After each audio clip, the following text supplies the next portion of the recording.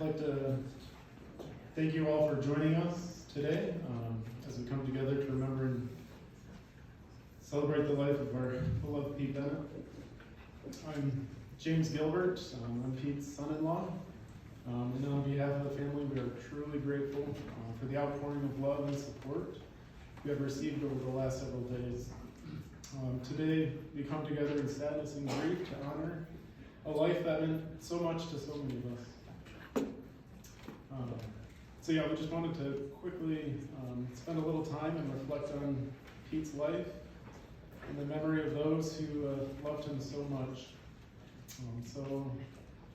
I'm just going to read through some of the memories that we've received from family, friends, and those that were close to Pete. I just want to start. Julie Essenberg, a family friend, wrote to us, "For Pete, for he spoke and sang about kindness, life's true legacy." She wrote, "The Grand Master of life. From the moment you're born until the day you pass, the Grand Master of life is quietly in charge. Some choices are yours to make, others are left to fate, weaving a path you may never have planned. We often think we're steering the ship, but the Grand Master's designs may not always align with our own. So live your life in a way that speaks to how you want to be remembered. Money might be appealing and popularity may glitter, but what about kindness? What of showing compassion, empathy, and sharing when you can? Lifting others with a song, a smile, or a simple word of encouragement. In the end, it's not wealth or fame that endures, it's the memories you leave behind. The moments of grace and generosity that people will speak of long after you're gone, echoing in their hearts for years to come." Next, a childhood and lifelong friend, Dave Lemieux, he wrote this. "I remember him almost always smiling. It was a reserved smile, but hinted at a profound merriment deep within. It was enigmatic and knowing as the Mona Lisa's, as antic and mercurial as the Cheshire Cat's. It seemed to be saying, 'I see you,' but also much more than that. It always seemed to me that Pete could see who you really were behind the curtain where we were all, like the Wizard of Oz, frantically pulling levers and spinning wheels, trying to convince the world that we are normal. He seemed to see what we ourselves could not, that are human and infallible, and that most of us are doing the very best that we are able to live well and be kind to one another. He learned early in life that our time together is precious and shorter than any of us want to believe, that sadness and loss will try to bend us to their will and leave us broken. He saw early that they were all lies. None of us normal, and all of us, or at least most, can be generally persuaded we are worthy, needed, and consequential. Like watching ducks seemingly swim serenely across a pond, he could look below the surface at your fiercely paddling feet. He knew it for the wasted energy it is, but also for the desperate need we all felt to fit in somewhere and smile quietly at our efforts. He would, as unobtrusively as possible, set about helping us see our own worth. You, or at least I, could tell Pete even the darkest secret, and he would simply say, 'You know, I've been thinking about that,' like he'd known it all along and accepted it. He would say, 'Given the circumstances, my choice was understandable and not nearly as momentous as I feared, and several excellent suggestions for coming to terms with it and moving beyond it.' Pete loved to see how people interacted.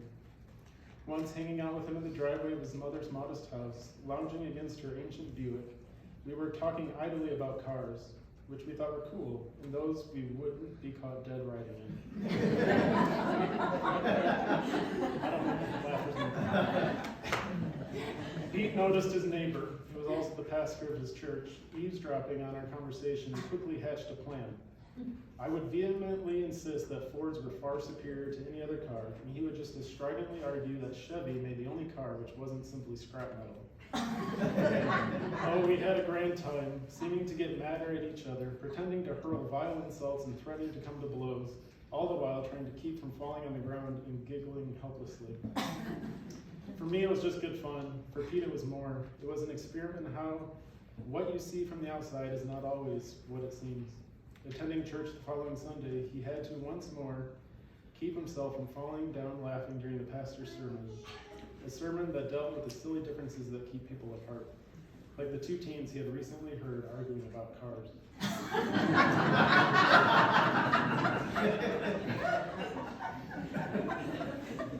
Pete was, however, no saint. He had flaws like all of us. For instance, he inexplicably hated Forrest Gump and was sadly a Michigan Wolverine fan. I didn't write that. But the good in him far outweighed what was a little bad to be found. More than once, Pete saved me from going down a very dark road. Shortly after we first became friends, he noticed I was making some poor choices and gently tried to steer me in a better direction. The Monkees and Herman's Hermits were okay, he said, but before long brought something new for me to listen to, Led Zeppelin. Life was never the same again. Ramble on, Pete. Ramble on.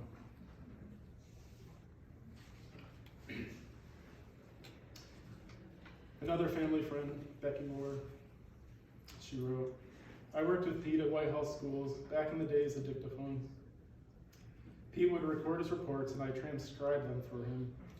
His reports were a blend of singing, random one-liners, odd facts, movie and song references, and sometimes a challenge, daring me to guess what the next paragraph should be. Pretty much anything that would break my stride or cause me to laugh out loud. Pete was a steadfast advocate for children and families. He sought after and respected resource for staff. Always a professional with his quirky, behind-the-scenes, offbeat sense of humor. Casually rearranging my tidy desktop just to see how long it would take me to notice. Twisting my phone cord into knots so when I answered the phone, I couldn't lift my head up. And every now and then, picking up the phone receiver and wiping it in his armpit. At one point, I asked him, "What is the matter with you? You need to be nicer to me."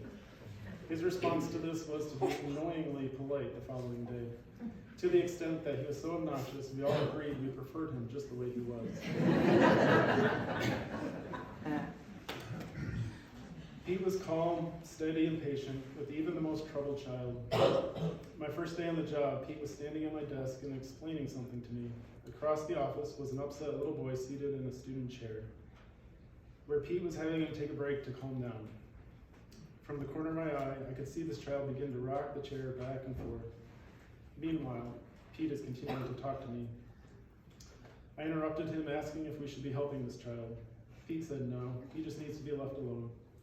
Pete goes back to explaining the job to me. Then, "Becky, pay attention here." "But Pete," I say, "this little guy is taking his shirt off." Pete sighs, "He's fine, we need to leave him be." Then I began to hear the sound of pounding on lockers way down the hall and coming louder toward the office. Pete just looks up and says, "Oh boy, so-and-so's having a bad day," and calmly walks out to the hall to help him. Children knew Pete respected them. They trusted him and looked forward to lunches with him. To Aaron and Allison, your dad's life work is an infinite ripple effect. He made a difference. He impacted more lives than we will ever know.